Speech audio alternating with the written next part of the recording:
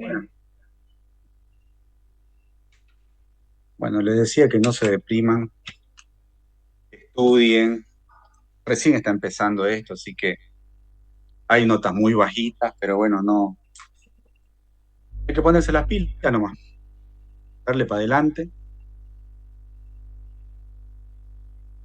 no ponerse nervioso, porque hay algunos en las retroalimentaciones que la verdad que están bastante bien, pero en el examen, no sé, se obnubilaron y no pudieron contestar, que no sé qué pasó, por eso la verdad que me sorprendió, digamos, la cantidad de reprobados. Esperaba un mayor porcentaje de aprobados, pero bueno, vamos a ver para la próxima. Doctor, Dígame, ¿usted sabe la ponderación? ¿cómo? ¿Será que me puede decir la ponderación? Es que La dijeron que iba a ponde- ser por 15, creo, el examen, no sé. No, no, en realidad, claro, el módulo entero vale 15, ¿no? Eso se lo expliqué un día en clase que me preguntaron. La materia en general está dividida por módulo. Ahorita estamos en el módulo de cardiología. Después viene el de neumo y al final vamos a hacer uronef. Cada módulo, en total, en el 100%, vale 15%. En total.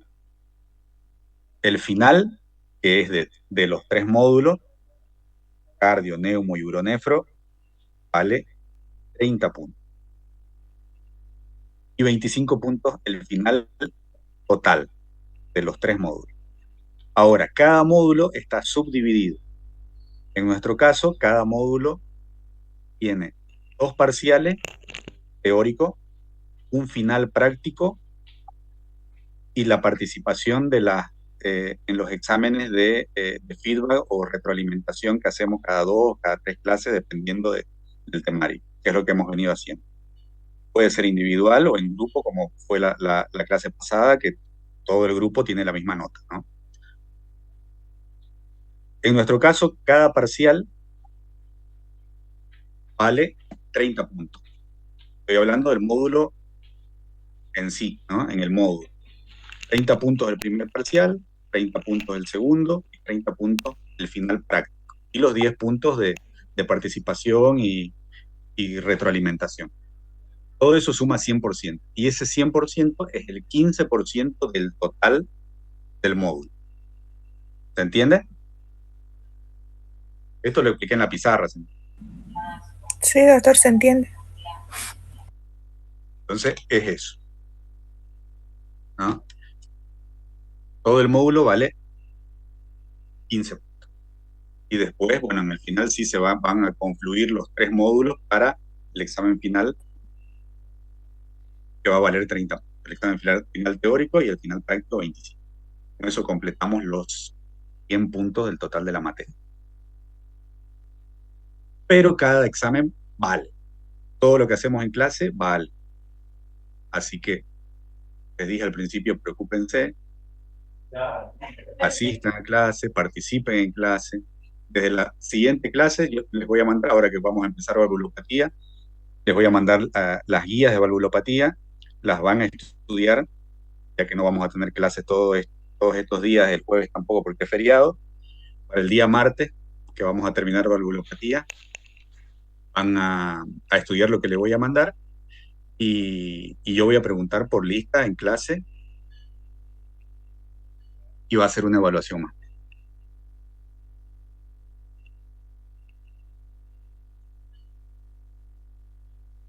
Así que nada, pónganse las pilas y vamos para adelante nomás. No se me depriman. Falta mucho.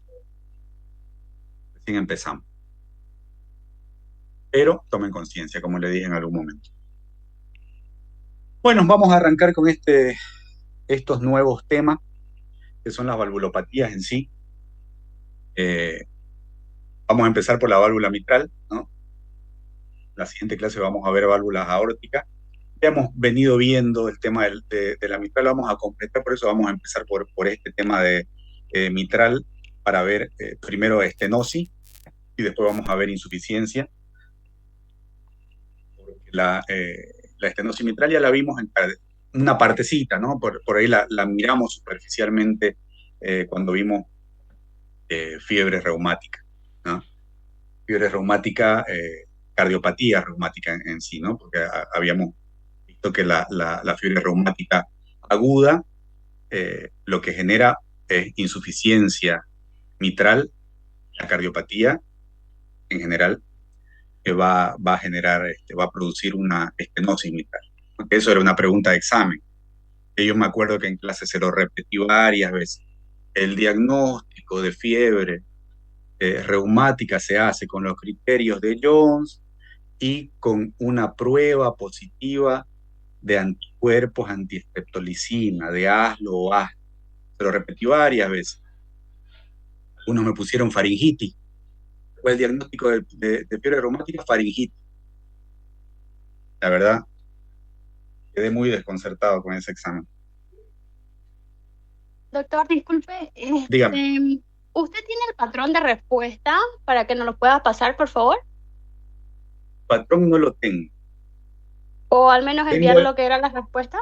Tengo las preguntas. Podría. A ver, escucha, no, ¿qué horas? No nos retrasaríamos. Podríamos responderla ahorita en 10 minutos.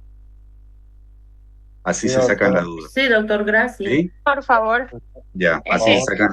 se sacan las dudas. Sí, sí. ¿Ya? Igual cualquier. Si se corta, vuelve a entrar al mismo.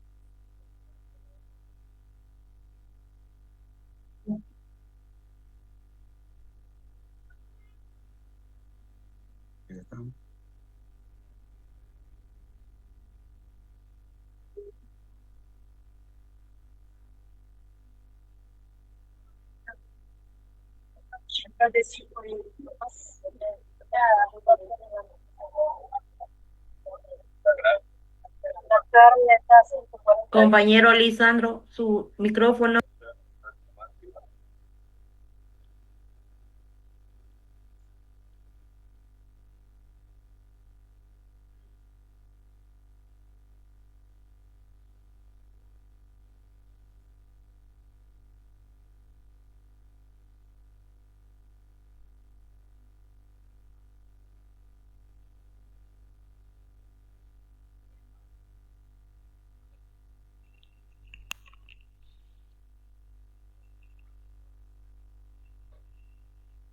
Bueno, aquí está su examen. Bueno, la primera pregunta, ¿cuál sería la causa de la onda P alta y picuda en el electrocardiograma? Eso lo vimos hasta el cansancio. Se lo repetí muchísimas veces cuando vimos electro. Se lo volví a repetir cada vez que podía. ¿Cuál es la causa de la onda P alta y picuda en el electrocardiograma? Hipertrofia de la aurícula. Sí, hipertrofia auricular La aurícula derecha. De la derecha. aurícula derecha, exactamente. ¿No? Es la llamada P pulmonar. Algunos me pusieron P pulmonale. Algunos se los hice valer, ¿no? O sea, este examen no les miento, se lo he revisado 3 veces con la idea de que por ahí ayudarle en algún punto, porque estaban teniendo notas tan bajas que digo, varias veces vimos esto, ¿no? Es la P pulmonar.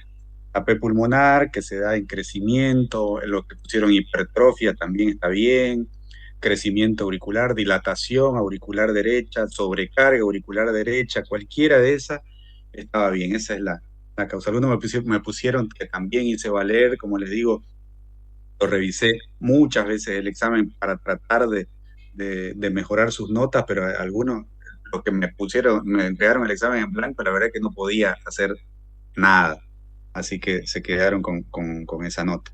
pero la respuesta es esa, ¿no? La respuesta es crecimiento auricular derecho o hipertrofia auricular derecha. En un paciente con fracción de eyección del 30%, ¿cuál sería la causa fisiopatológica?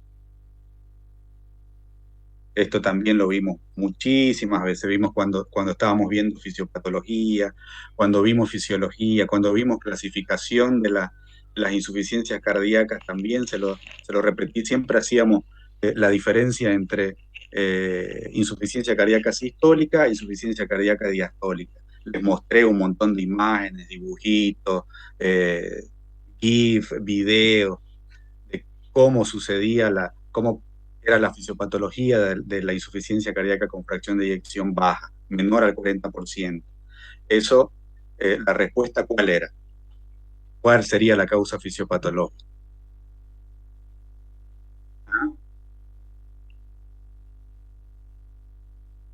Disminución de la contractilidad. Algunos me hicieron todo el esquema completo, que está bien, está perfecto.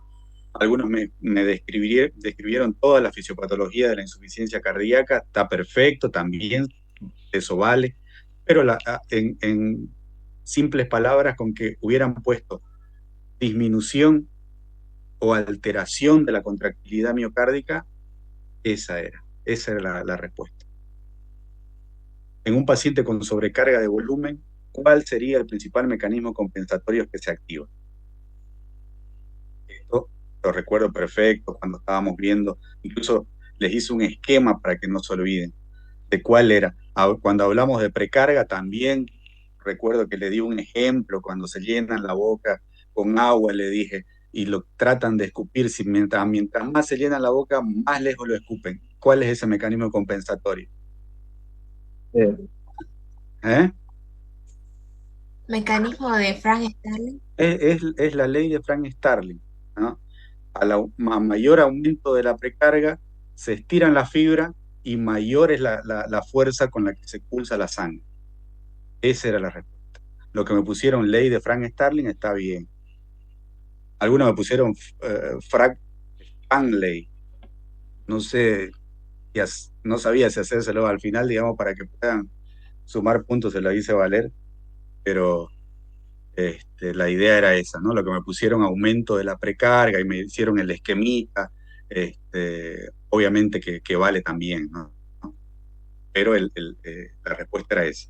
El mecanismo compensatorio es la ley de Frank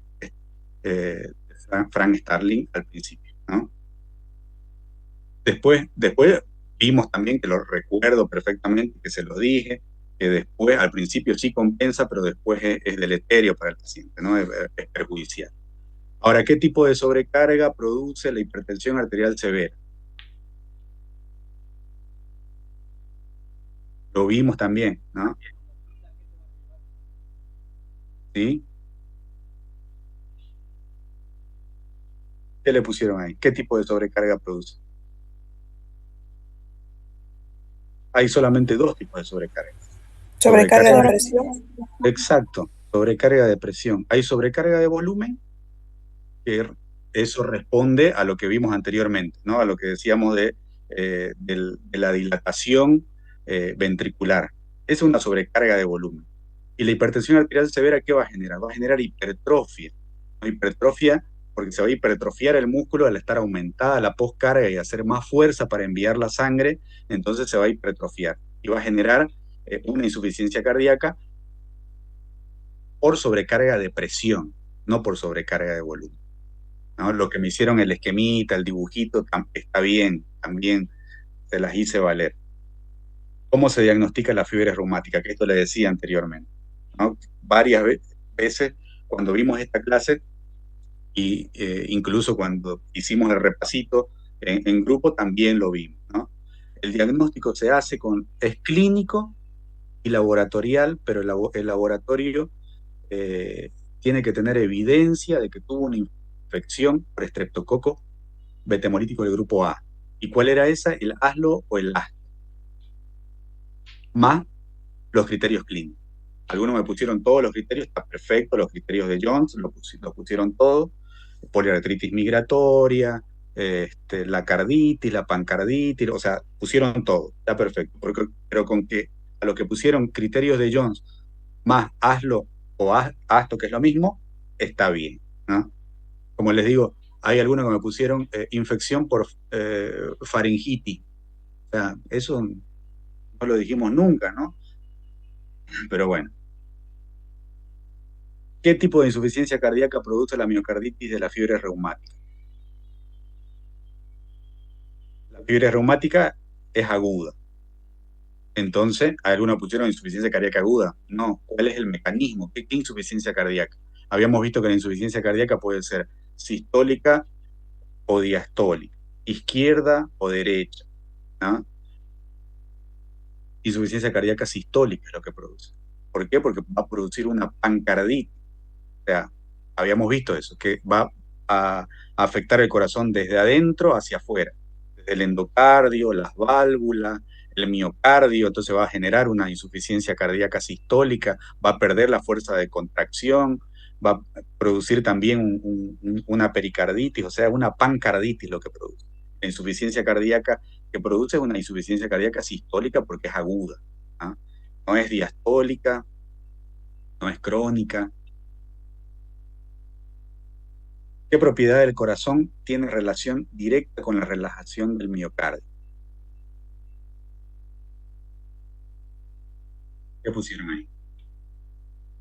A los que yo controlé, yo les dije, es una propiedad del corazón. Es una palabra, le dije, ¿no?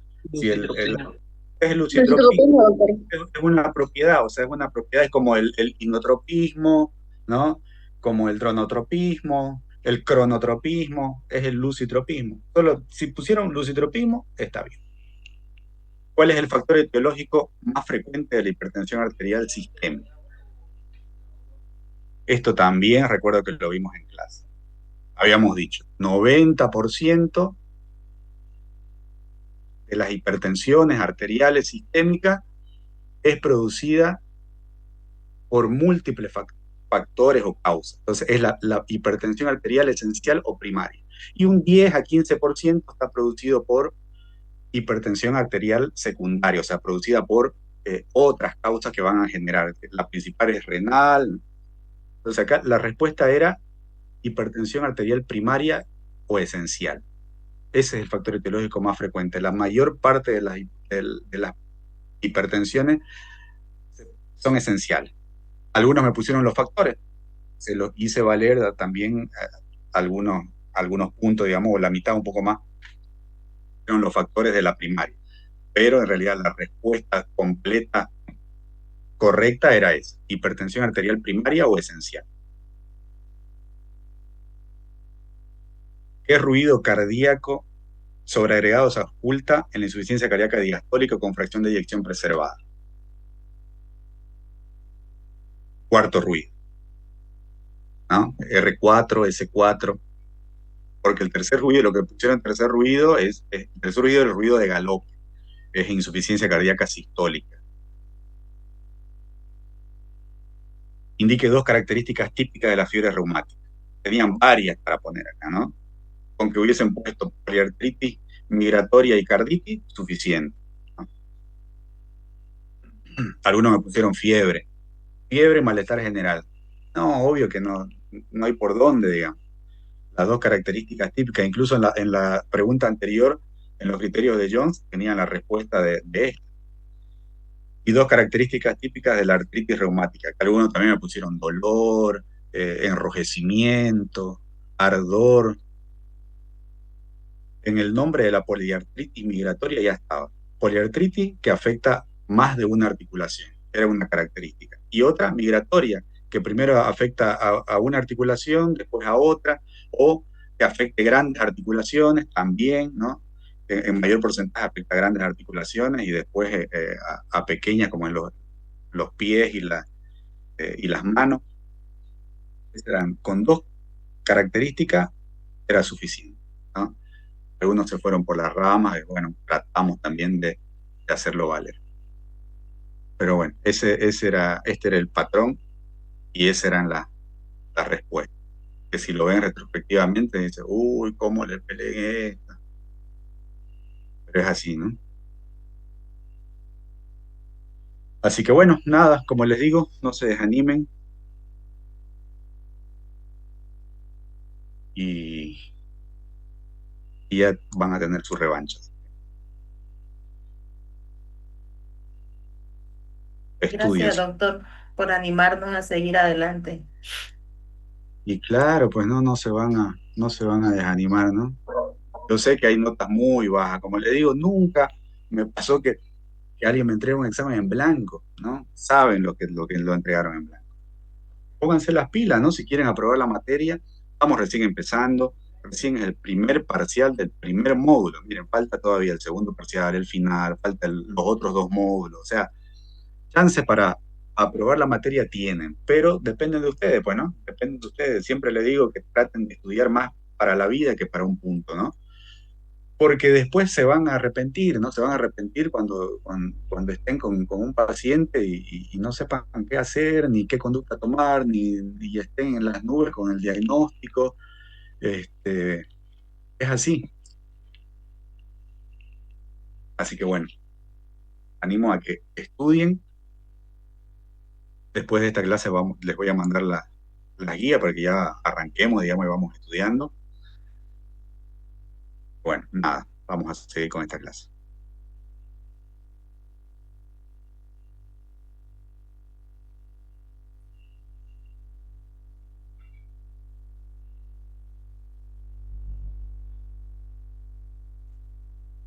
Bueno, les decía que vamos a ir viendo las valvulopatías en general primero. Primero vamos a ver la mitral y después vamos a ver la insuficiencia eh, aórtica y la estenosis aórtica, pero en principio vamos a concluir, o sea, vamos a completar lo que habíamos visto en fiebre reumática o en cardiopatía reumática, que es la estenosis mitral, ¿no?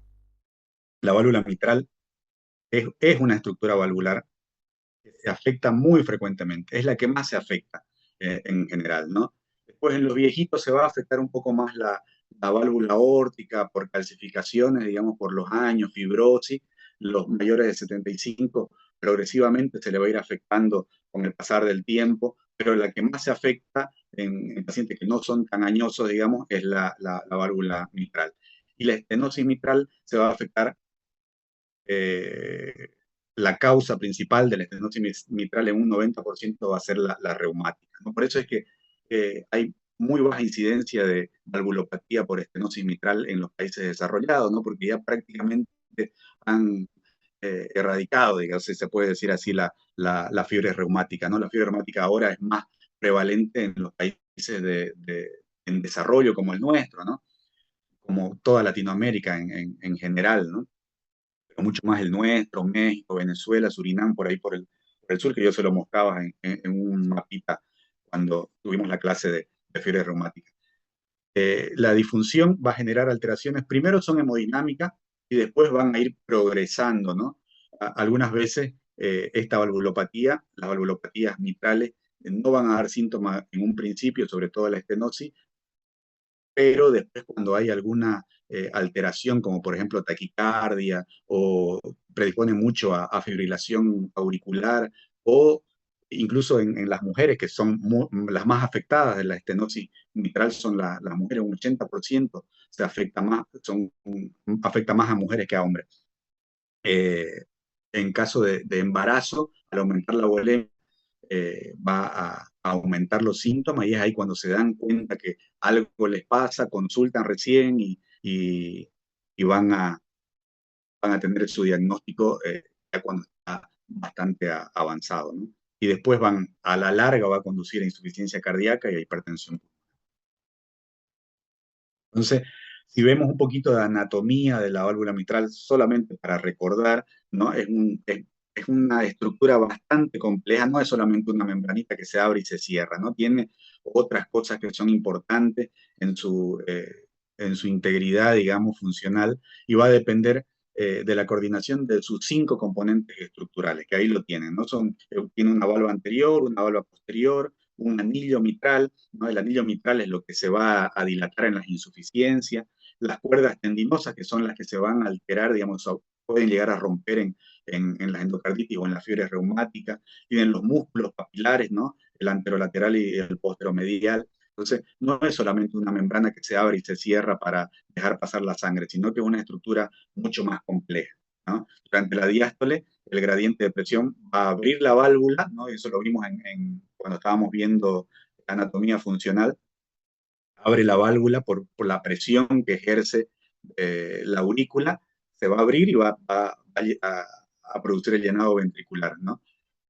El rápido y posteriormente el tardío. Y en sístole, la contracción ventricular va a hacer que se cierre la válvula, ¿no? Si está suficiente. Si es insuficiente, al cerrarse la válvula, no se va a cerrar completamente y toda la sangre va a refluir hacia arriba, nuevamente hacia las aurículas. En ese caso, eso se llama insuficiencia mitral, ¿no?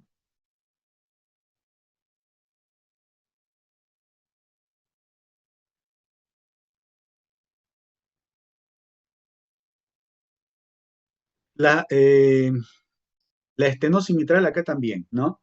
La estenosis mitral y la insuficiencia mitral van a tener diferentes cargas de volumen, se puede decir. La sobrecarga de volumen la va a dar la insuficiencia mitral y la sobrecarga de presión la estenosis mitral, ¿no? En la aurícula izquierda va a haber mayor presión, el gradiente transvalvular va a elevar la presión auricular, va a producir congestión pulmonar, hipertensión pulmonar y sobrecarga en el ventrículo derecho, ¿no? Es como que la sangre se va a quedar en la aurícula izquierda, va a querer salir a través de un anillo, de una válvula estrecha, digamos, enosada, y va a hacer tanta presión que se va a dilatar. Entonces se empieza a dilatar y va a pasar el mecanismo que veíamos en la insuficiencia cardíaca, ¿no? Porque de hecho los síntomas son muy parecidos a la insuficiencia cardíaca. Toda esa sangre, a través de esa presión que ejerce en la aurícula, se va a ir hacia atrás, se va a ir hacia las venas pulmonares, se van a ir hacia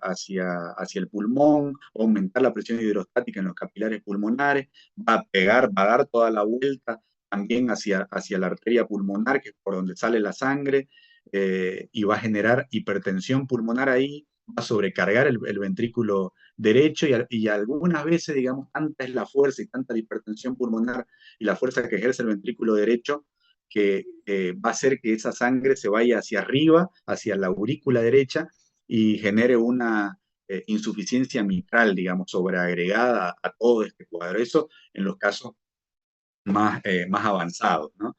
Y la sobrecarga de volumen se va a dar en insuficiencia mitral, o sea, la válvula va a estar tan insuficiente que cuando se produzca la sístole, toda la sangre se va a ir hacia la aurícula izquierda, porque las válvulas no se van a cerrar completamente. Entonces, toda esa presión que va a ejercer el ventrículo izquierdo para tratar de mandar la sangre hacia la aorta, en lugar de mandarla hacia la aorta y hacia la circulación sistémica, ¿qué va a pasar?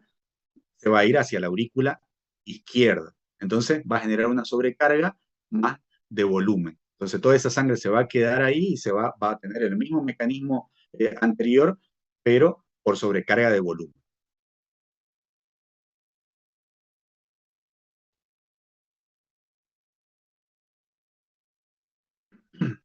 Las alteraciones anatómicas en la estenosis mitral, que es lo que vamos a ver ahora, se van se van a dar más que todo por engrosamiento valvular, ¿no? Se va a engrosar las válvulas, se van a fusionar las comisuras y a la larga se van a terminar acartonando, se van a terminar calcificando y endurando más.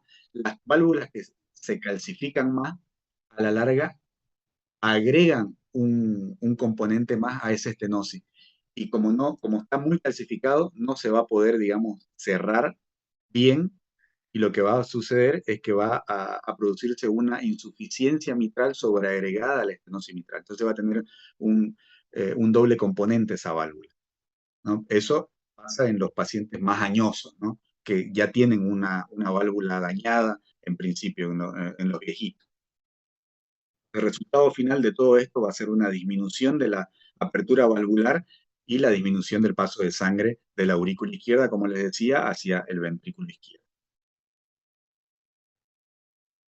Las causas, la principal es la valvulopatía reumática, ¿no? Después, poco frecuente, está la estenosis valvular aórtica congénita, perdón, la hipercolesterolemia familiar, la enfermedad de Fabry, el lupus, Y también se puede generar alteraciones en la válvula mitral por radiación, sobre todo estenosis, pero es muy, muy raro. La más frecuente es la cardiopatía reumática, ¿no? Que va a generar esa alteración, digamos, tipo estenosis por calcificación y fibrosis del anillo valvular en la válvula mitral. Ahora, los grados, ¿no? En la clase la vez pasada me preguntaba alguien por el tema de la clasificación, ¿no? Esta es la clasificación ecográfica y clásica, ¿no? La reducción del área valvular mitral que va a obstaculizar el llenado ventricular. El área normal es de 4 a 6 centímetros cuadrados. Ese es el área normal que tiene cualquier paciente que no tiene una enfermedad. Ahora, los grados van a ser leve, moderado o severo, de acuerdo a la estenosis que tenga, ¿no? A la reducción del área. Es leve cuando es mayor a 1.5 y el gradiente medio es menor a 5 milímetros de mercurio. Moderada de 1 a 1.5 y con un gradiente de 5 a 10 y severa menor a 1, ¿no? Esto es la clasificación clásica ecocardiográfica, es lo que se viene usando desde hace muchos años, ¿no? Pero en las últimas guías, ya las del 2020 y las del 2025, que es la que les voy a pasar, ya habla, digamos, como para empezar a hacer tratamiento o empezar a hacer un seguimiento mucho más estricto, habla de severo con un área menor a 1.5, ¿no? En este caso, a fines, digamos, del tratamiento, de acuerdo a los síntomas, se toma el 1.5, ¿no? Y así se va a realizar algún intervencionismo quirúrgico o valvuloplastia, se toma el menor a 1, ¿no? Eso dependiendo del paciente también y de los síntomas que vaya desencadenando. Entonces, acá a la derecha tienen las etiologías principales, que era lo que habíamos hablado, ¿no? Más frecuentemente es la cardiopatía reumática en un 90%, que se va a generar por esa fusión de la comisura, por engrosamiento y a la larga calcificación valvular, ¿no? La latencia va a ser de 20 a 40 años, que también esto lo vimos cuando vimos fiebre reumática, ¿no? Desde el momento en que el paciente tiene la fiebre reumática, ya sea una vez o de forma recurrente, van a pasar entre 20, 30, 40 años para que se genere la cardiopatía reumática. Y lo que le decía en ancianos, la calcificación degenerativa, ¿no? Bueno, esta es la misma clasificación que les decía, menos de 1 se considera severa y con un gradiente mayor a 10 milímetros de mercurio. La fisiopatología es lo que más o menos veníamos hablando, ¿no? Hay una disminución del volumen telediastólico del ventrículo izquierdo, ¿no? El volumen al final de la diástole, ¿no? No va a pasar toda la sangre. Al estar estenosada la válvula mitral, toda la sangre que está en el ventrículo, en la aurícula, perdón, y tiene que bajar al ventrículo, no va a bajar toda. Entonces va a quedar sangre en la aurícula y el ventrículo va a quedar con poca sangre para inyectar. Entonces hay una disminución de ese volumen telediastólico del ventrículo izquierdo. Lo que va a disminuir posteriormente es el volumen sistólico, entonces la cantidad de sangre que se va a expulsar. La bradicardia y las chapetas malares son signos característicos de esto, ¿no? Las chapetas malares son secundaria a una vasodilatación cutánea, ¿no? Lo que se produce es vasoconstricción periférica y vasodilatación cutánea. Eso es como un mecanismo de compensación, porque a los tejidos no le está llegando la sangre suficiente, entonces se genera vasodilatación en estas áreas y va a generar esto sobre todo en la parte, digamos, de los pómulos, que es una coloración rojiza, que es característica de la estenosis mitral, que son las chapetas malares. Ahora, el aumento de la presión de la aurícula izquierda es lo que nos va a dar los síntomas, ¿no? La aurícula va a empezar a crecer con la idea, digamos, de sostener toda esa cantidad de sangre y va a predisponer esa dilatación auricular a la formación de trombo y a la fibrilación auricular, que son una de las dos complicaciones más temidas, ¿no? Son 3 las complicaciones: la hipertensión pulmonar, la fibrilación auricular y la formación de trombo con el riesgo de tromboembolismo, ¿no? Eso por dilatación. Entonces, la dilatación auricular va a predisponer a esto. Arritmia, trombo, hipertensión pulmonar retrógrada, ¿no? Esas son las tres complicaciones más importantes. Ahora, la formación de trombo es peligrosa, ¿por qué? Porque en algún momento esos trombitos van a pasar al ventrículo y se van a expulsar a través de la circulación sistémica a cualquier parte del cuerpo. Entonces, lo más característico es el ACV, ¿no? El accidente cerebrovascular isquémico, ¿no? Va a ir el trombo, va a tapar una arteria del cerebro y va a matar toda esa área, digamos, del parénquima cerebral, dependiendo del lugar donde vaya y produzca la obstrucción, ¿no? Es como un infarto, es como que, así como en el corazón se tapa la coronaria y produce el infarto, lo mismo en el cerebro. En el cerebro se tapa una arteria, mucho peor si es una arteria principal como la cerebral media, y va a hacer que no llegue sangre a áreas importantes, digamos, del parénquima cerebral y se produzca lesiones, incluso si es una arteria importante como la cerebral, al inicio de la cerebral media, puede ser tan catastrófico que no solamente no va a mover, digamos, la mitad de su cuerpo, sino que puede quedar afásico, o sea, sin hablar, ¿no? La afasia es cuando no puede hablar o no puede, o no entienden las órdenes, ¿no? Eh, entonces, es una complicación importante en este caso, que es lo que hay que evitar, ¿no? Ahorita cuando veamos tratamiento vamos a ver cómo podemos llegar a evitar esta formación de trombo anticoagulante. Y la fibrilación auricular, que también, ¿no? Lo que nosotros necesitamos para esto, para que toda la sangre o la mayor cantidad de sangre baje a través de ese orificio chiquitito que es la válvula mitral y pueda, digamos, vaciar completamente la aurícula hacia el ventrículo, es una frecuencia cardíaca lenta, ¿no? Por lo menos 60, entre 60 y 70. La taquicardia va a cortar, digamos, ese proceso y la sangre se va a quedar mucho más en la aurícula. Entonces, si hay una fibrilación auricular, mucho peor. Entonces, empeoran los síntomas. ¿Por qué? Porque va a disminuir el llenado ventricular a través de ese orificio que está estenosado, ¿no? Y este que ven acá en el medio, que es la compresión del nervio recurrente laríngeo, esto se va a producir por la dilatación de la aurícula izquierda.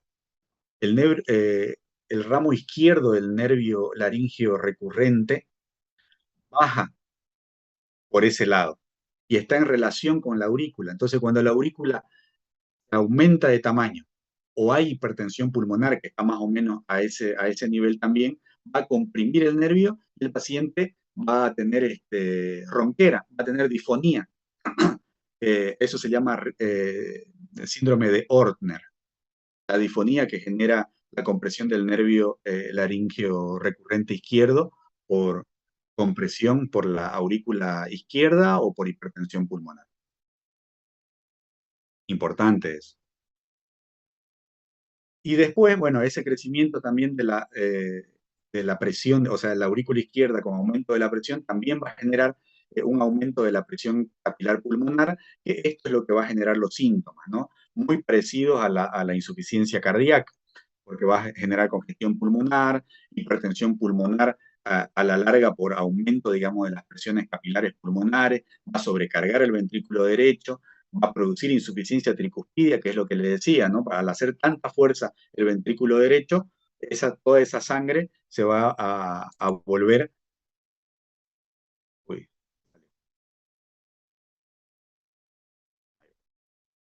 Toda esa sangre va a volver, digamos, hacia la aurícula derecha, ¿no? Va a hacer que esa válvula tricuspidia se haga insuficiente por la presión que va a ejercer el ventrículo derecho. Y va a generar todos los síntomas, ¿no? Que es disnea de esfuerzo, ortopnea, disnea paroxística nocturna, edema agudo del pulmón, que son síntomas, como les digo, muy parecidos a la insuficiencia cardíaca. Son síntomas, digamos, muy similares, pero por otro mecanismo. Las válvulas se van a engrosar por esto, ¿no? Sobre todo la fiebre reumática va a producir esas valvas engrosadas con tejido fibroso, va a generar fusión de las comisuras mitrales, fusión y acortamiento de las cuerdas tendinosas, va a calcificar la válvula, la va a volver estenótica, el área valvular se va a a estrechar, va a generar como un embudo, digamos, como una boca de pez, que se puede llamar así, la va a poner rígida, entonces la inmovilización va a aumentar de las valvas, digamos, no se van a mover correctamente por la calcificación y va a alterar el flujo sanguíneo, ¿no? Y como les decía anteriormente, va a generar trombos y embolia arterial. Ahora, los síntomas cardinales son estos, ¿no? Disnea de esfuerzo, el primer síntoma, progresa a reposo, ortopnea, disnea paroxística nocturna, hemoptisis porque las venitas bronquiales, por aumento de la presión hidroestática y por la hipertensión pulmonar, van a confluir y van a generar, digamos, ruptura y van a producir hemoptisis, ¿no? Sobre todo se ve en el edema agudo de pulmón. Palpitaciones, ¿no? Hay que descartar fibrilación auricular por esa dilatación auricular y lo que les decía, ¿no? El síndrome de Horner, que es la compresión del nervio laríngeo recurrente izquierdo por dilatación auricular izquierda o por hipertensión pulmonar. Los hallazgos semiológicos clave, el chasquido de apertura, ¿no? Esto es lo más característico a la ocultación, ¿no? Chasquido de apertura del primer ruido, ¿no? El cierre brusco de las válvulas que ya están, digamos, engrosadas, las válvulas de la mitral, y al inicio de la diástole, cuando ese cierre brusco va a ser el chasquido, digamos, ¿no? El cierre brusco de las válvulas engrosadas. Y el soplo diastólico, que va a ser como un retumbe grueso, ¿no? Se va a ocultar, mejor se va a ocultar con la campana, ¿no? El estetoscopio tiene una membrana y una campana. Con la campana se va a ocultar mejor en el foco mitral y algunas veces se va a llegar a irradiar hacia la axila también, pero el que más se irradia axila es el soplo sistólico de la insuficiencia mitral, más que este, ¿no? Después va a haber un refuerzo presistólico en ritmo sinusal, ¿no? No en fibrilación auricular ni en taquicardia. Y otra característica es que el componente pulmonar del segundo ruido se va a aumentar, ¿no? Por la hipertensión pulmonar. A ver si se escucha. Esta es la característica de un soplo en estenosis mitral.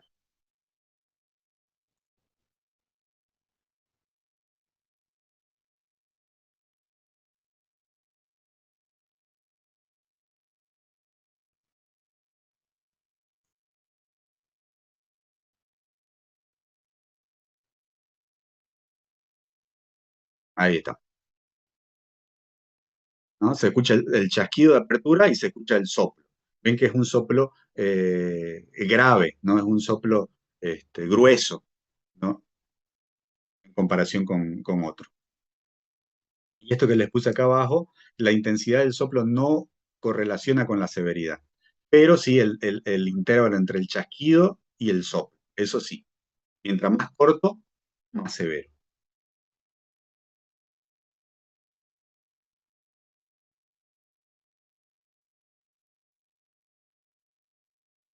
Ahí va. El estudio diagnóstico más importante en este caso es la ecocardiografía, ¿no? La valvulopatía mitral sí o sí tiene que tener una ecocardiografía. Es la piedra angular, digamos, del diagnóstico de la estenosis mitral y de cualquier valvulopatía, ¿no? Uno lo sospecha con la clínica, con la ocultación, con el soplo, pero siempre hay que solicitarle un ecocardiograma, sobre todo para ver las características del corazón, las características de las válvulas, eh, qué es lo que está alterado, si son las cuerdas tendinosas, si es el anillo valvular, si es una estenosis subvalvular, cuánto es el área, para ver la clasificación de la severidad, si es menor a 1 centímetro cuadrado el área, para ver si es severa, ¿no? Siempre en relación con los síntomas que vayan teniendo los pacientes, ¿no? Vamos a ver la morfología valvular, también se puede pedir un Doppler color, que es lo que ven acá en la fotito, que sobre todo es importante para ver los reflujos, ¿no? Acá, por ejemplo, se ve en naranjita, este es el ventrículo izquierdo, y esto que se va hacia arriba es la aurícula, ¿no? que va de aurícula al ventrículo, perdón, de la aurícula al ventrículo. Entonces está refluyendo, eso es una insuficiencia. Entonces, la ecocardiografía 3D y el Doppler espectral. Siempre todo paciente tiene que tener su electrocardiograma, ¿no? El electrocardiograma va a generar, en este caso, una P mitral, ¿no? La P mitral, que es lo contrario a la P pulmonar, ¿no? ¿Se acuerdan que habíamos visto que se ve en D2, que ahí está encerradito, ¿no? Que es una P mellada, en D1, en D2, sobre todo en D2 se ve, es más característico, es una P mellada, y en B1 se va a ver la bifásica, ¿no? Y otra característica también es la hipertrofia del ventrículo derecho. La radiografía de tórax también es importante en este caso, sobre todo hay un borramiento de la silueta cardíaca de la parte de arriba izquierda. La hipertensión pulmonar también va a generar alteraciones. Una prueba de esfuerzo también va a ayudar a cuantificar los síntomas. Y en casos prequirúrgicos se puede llegar a solicitar el cateterismo cardíaco. El tratamiento. Hay tratamiento médico en los pacientes que están con síntomas leves, ¿no? Y dependiendo mucho también del grado de gravedad que vayan a tener las válvulas, el área valvular en la ecocardiografía, ¿no? Los diuréticos, en ocasiones betabloqueantes o bloqueantes de los canales de calcio para disminuir, sobre todo los betabloqueantes para disminuir la frecuencia cardíaca, ¿no? Porque necesita una frecuencia cardíaca relativamente baja para mejorar ese llenado ventricular a través de un área, digamos, valvular que está estenosada, ¿no? Y los diuréticos muchas veces alivian los síntomas para disminuir, digamos, esa precarga, ¿no? La anticoagulación para prevenir la tromboembolia. Generalmente los anticoagulantes que se utilizan son la warfarina, ¿no? Son los anticoagulantes que están en relación con la vitamina K, la vitamina K dependiente, ¿no? Hay Existen los nuevos anticoagulantes orales que son el dabigatran, el rivaroxaban, el apixaban, pero esos anticoagulantes nuevos están indicados en pacientes con fibrilación auricular, pero no con un daño tipo estenosis mitral, sino para otro tipo de pacientes, porque acá lo que se necesita es un control. Entonces, los nuevos anticoagulantes orales no se pueden llegar a controlar, ¿no?